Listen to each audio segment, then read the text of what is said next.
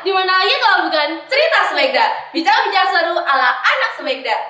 Oke teman-teman, di episode kali ini akan jadi salah satu episode paling istimewa punya cerita Smegda. Kenapa? Karena cerita Smegda mengalami perubahan-perubahan dan pembaharuan yang pastinya buat cerita Smegda semakin menarik, seru, dan tentunya kekinian. Nah, benar banget tuh. Perubahan-perubahan yang disebutkan Andani itu tadi. Yang pertama, studio yang kita pakai kali ini itu studio baru miliknya SMK Pemuda 1 Kesamben. Yap. Tapi bukan studio ini yang aku maksud. Terus studio yang mana? Kamu penasaran? Yap. Teman-teman di rumah juga pasti penasaran kan? Kalau kalian semua penasaran, tonton video ini sampai akhir. Terus nih Ben, perubahan itu nggak cuma di studionya aja. Buat teman-teman yang udah ngikutin cerita Smegda dari awal, pasti udah tahu kalau cerita Smegda konsep awalnya adalah podcast cerita Smegda.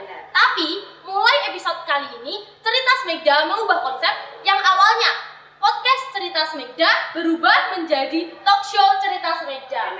Nah, perubahan ketiga, mulai episode kali ini, cerita Smegda akan berkolaborasi dengan band terpopulernya SMK Pemuda 1 Kesamben. Benar, yang pastinya dianggotai oleh siswa-siswi berbakat punya SMK Pemuda 1 Kesamben. Apalagi kalau bukan Smegda Band.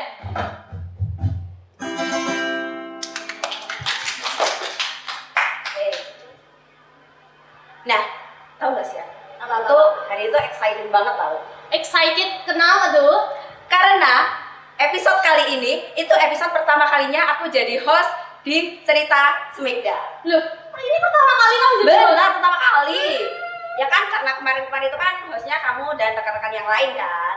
Iya. Tapi Bin, kita tuh pernah gak sih jadi partner bareng satu acara gitu? Aku kok inget-inget gitu. Oh, waktu lomba. Oh iya. Podcast milenial bermoral yang dibuat dalam rangka memperingati hari jadi Kabupaten Blitar yang ke-699. Nah, alhamdulillahnya nih, kita pulang gak dengan tangan kosong pastinya. Ya, kita pulang bawa buah tangan kado spesial buat SMK Pemuda 1 Kesamben. Kado spesialnya? Boleh. Itu di sebelah Tolong sana. editor di Di Zoom. Terus foto kita sama Arini ada di sini. Ada di sebelah sini. Fotonya sama Arini ya, ada di sebelah editor. sini. Oke, Ben. Tapi prestasi yang kita dapat waktu lomba kemarin itu nggak lepas dari banyaknya dukungan yang diberikan SMK Pemuda 1 Kesamben. Banyak banget dukungan dan support ya.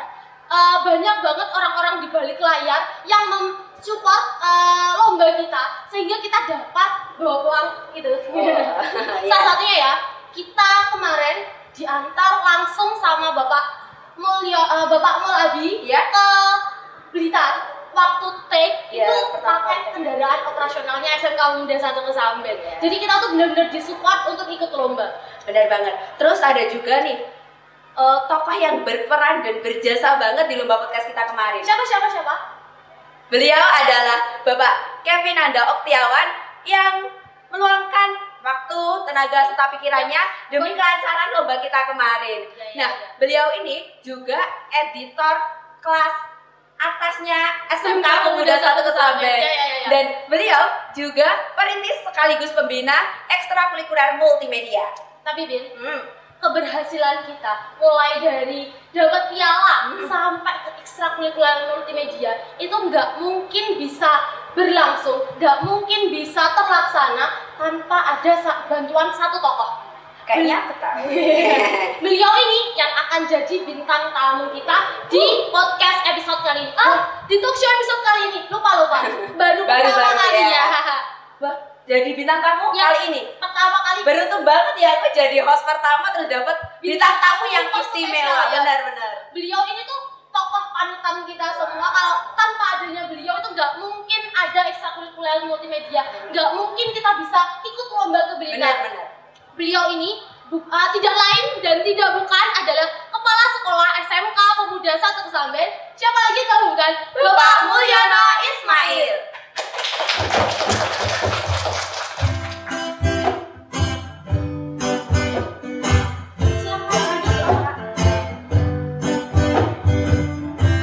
Ini Pak Mulyono. Selamat pagi. Gimana kabarnya Pak hari ini? Alhamdulillah. Alhamdulillah. teman-teman dari ekstrakurikuler multimedia mengucapkan banyak sekali terima kasih kepada Bapak Mut, karena tanpa dukungan dari jenengan ekstrakurikuler multimedia ini nggak mungkin bisa berjalan. Sama-sama. Kami selaku pimpinan sekolah mengucapkan terima kasih atas kreasi dan partisipasinya para siswa. Kami juga mengucapkan terima kasih banyak Pak atas dukungan dan support Bapak. Kami dapat meraih juara, alhamdulillahnya juara 1 lomba podcast kemarin. Luar biasa. SMK Pondok Samben bisa juara 1.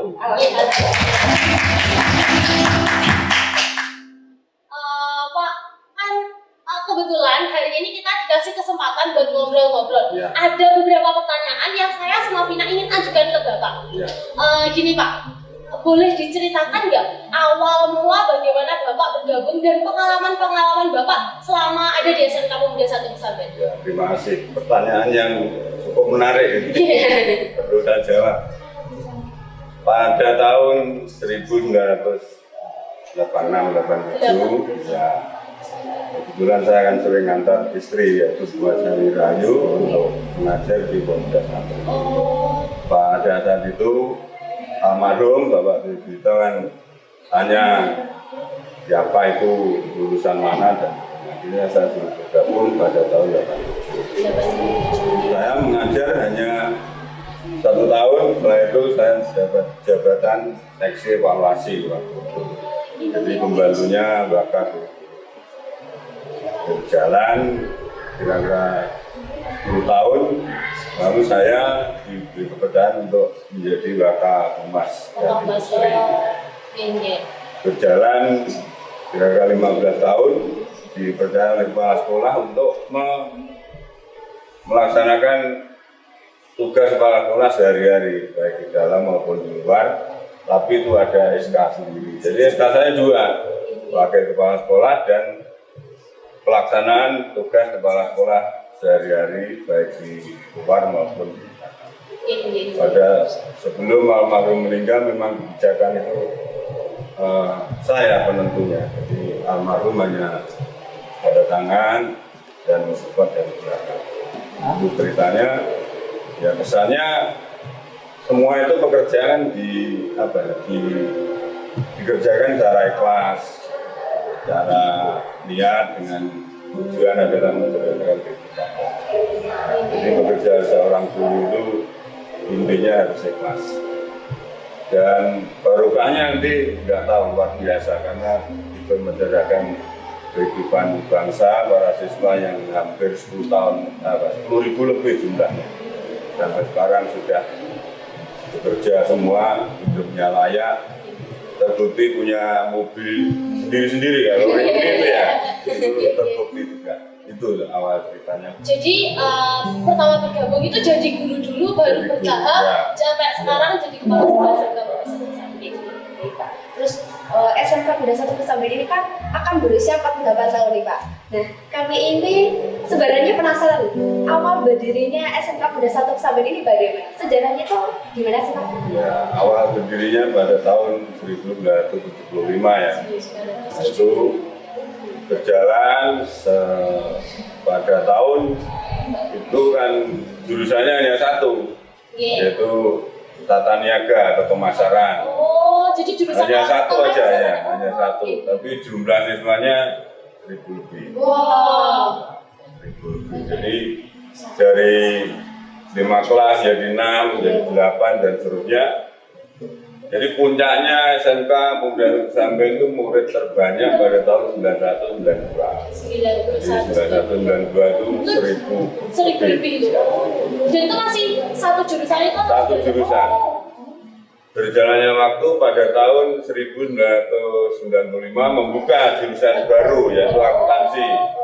Jadi akuntansi itu sudah usianya ya sampai sekarang 95 ke 2003. Nah, pada saat buka sudah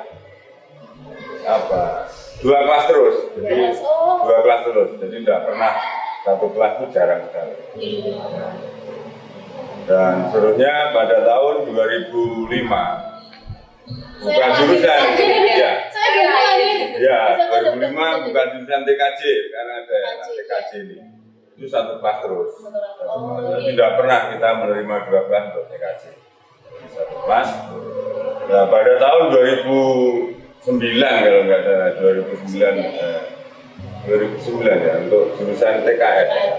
Ada sampai sekarang. Jadi sekarang jurusannya ada 4. Jadi pertama BDP, kedua akuntansi, ketiga TKJ dan terakhir TKJ. Terus Sejarah singkat. Oke. Lalu untuk Bina sendiri menjabat sebagai kepala sekolah itu sudah berapa lama, Pak?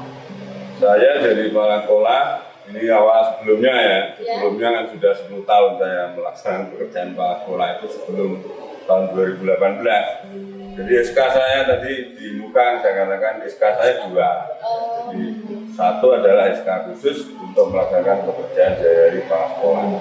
Terus pada Desember 26 Desember 2018 almarhum kan meninggal dunia. Pada tahun 27 Desember 2018 Pak Pianto kan seorang operator dan mudik harus pada saat itu harus ada kepala sekolah. Akhirnya ketua program kita kumpulkan, maka kita kumpulkan, terus yayasan kita kumpulkan, lalu sidang pada saat itu sidang pemilihan kepala sekolah. Saya jenengan yang tadi. Terus yang Pak Tri Santoso yang ayahnya Pak Wahyu itu dia mengendaki jangan pilihan Pak sekolah, kalau pilihan nanti kasihan yang tidak dipilih. Akhirnya ditunjuk langsung ke saya sampai sekarang.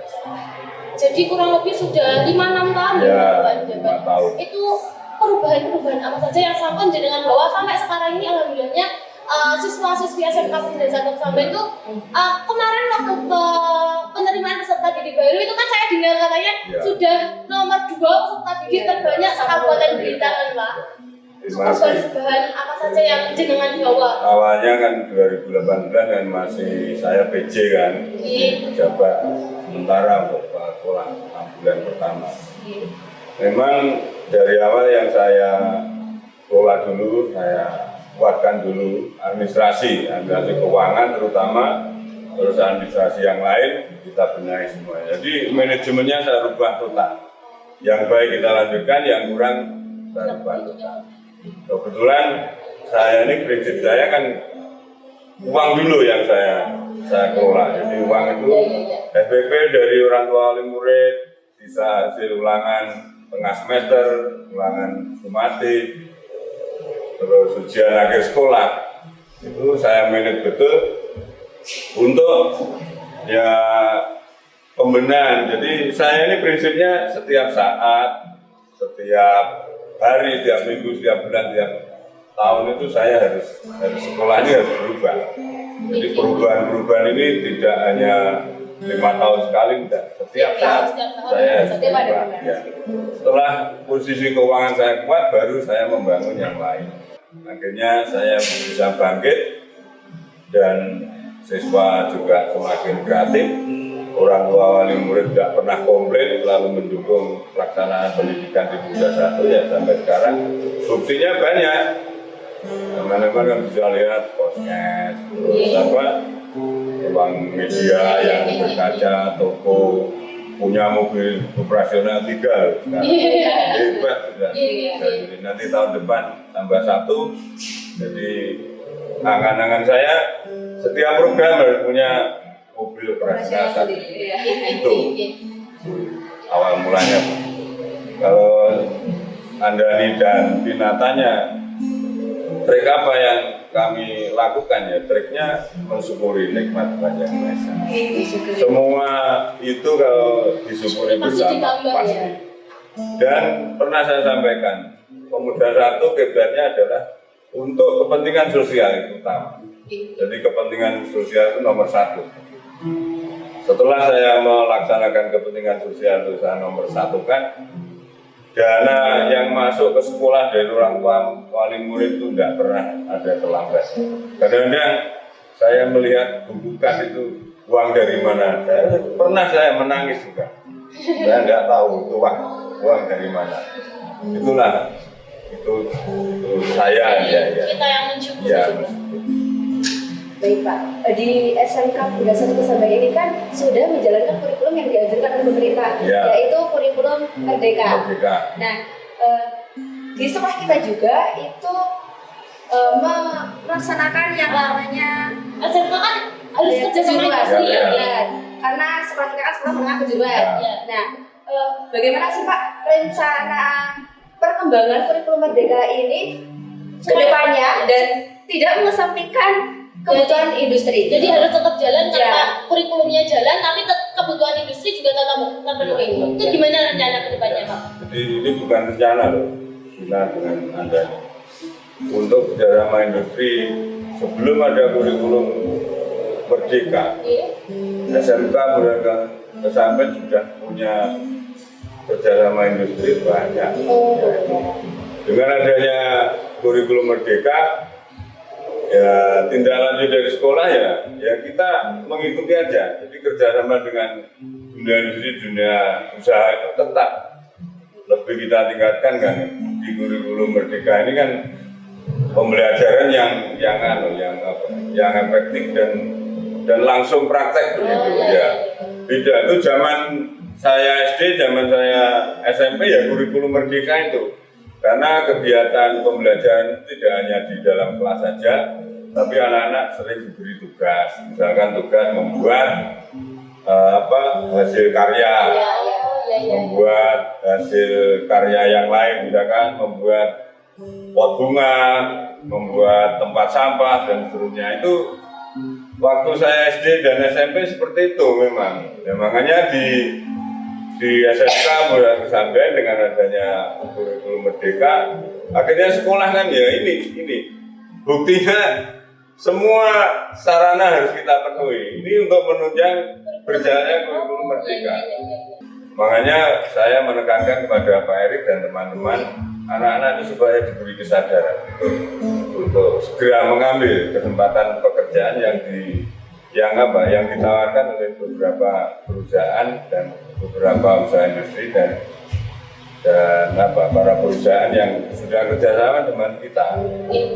Makanya selain kita menyiapkan tenaga keterampil, selain menerima pembelajaran di kelas atau praktek yang lain, sekolah kan sudah menyiapkan yang namanya ekstrakurikuler yang banyak. Ekstrakurikuler gratis, tidak pernah ada tarian dan seterusnya. Tapi ini nanti Yesi mana Yesi? Nanti digerakkan teman-temannya untuk ikut ekstrakurikuler. Itu. Mungkin ada yang lain, silakan.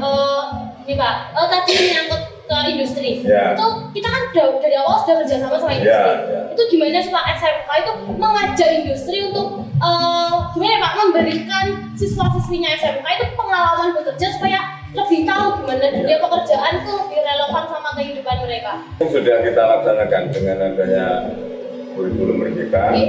Sekarang kan sudah 6 bulan. 6 bulan ini memang waktu yang cukup dan sangat lama. Nah, dulu kan hanya 1 bulan, 2 bulan, dan 3 bulan. Dengan berlakunya kurikulum Merdeka, sekarang kan kita sudah mencanangkan PKL selama 6 bulan. Baru ini nanti anak-anak pengalamannya akan lebih meningkat. Selain dia melatih mental, budi pekerti, bagaimana caranya kita merasakan cari duit, bekerja dan seterusnya. Saya kira dia keluar praktek 6 bulan sudah pengalamannya luar biasa. Terus tadi sudah bahas mengenai PKL Pak. Ya. Nah, apakah PKL ini sudah efektif dalam meningkatkan keterampilan para siswa? Dan apa harapan Bapak mengenai program PKL ini ke depannya? Sebetulnya sudah efektif menurut ukuran sekolah. Mungkin Andani, Dina juga pernah merasakan terganggu dengan hal itu. Tapi sekolah tetap berusaha. Nanti dari pelaksanaan PKL kan tahun 2023 kita evaluasi. Nanti kita tingkatkan 2024 bagaimana supaya anak-anak bisa tepat di dalam menerima pengalaman kerja yang sesuai dengan kebutuhannya mereka. Kebutuhan mereka sendiri sesuai dengan jurusannya masing-masing. Gini Pak, saya mau tanya satu hal yang sensitif buat kita semua, khususnya buat mungkin orang tua. Misalnya kalau mau nyekolahkan anak itu, ini jadi salah satu faktor utamanya. Gimana sih Pak pengelolaan keuangan dan pemanfaatan dana pendidikan di SMK Pemuda Satu Kesabet itu? Tapi Pak, sebelum jenengan lanjut membahas, jenengan simpan dulu jawabannya.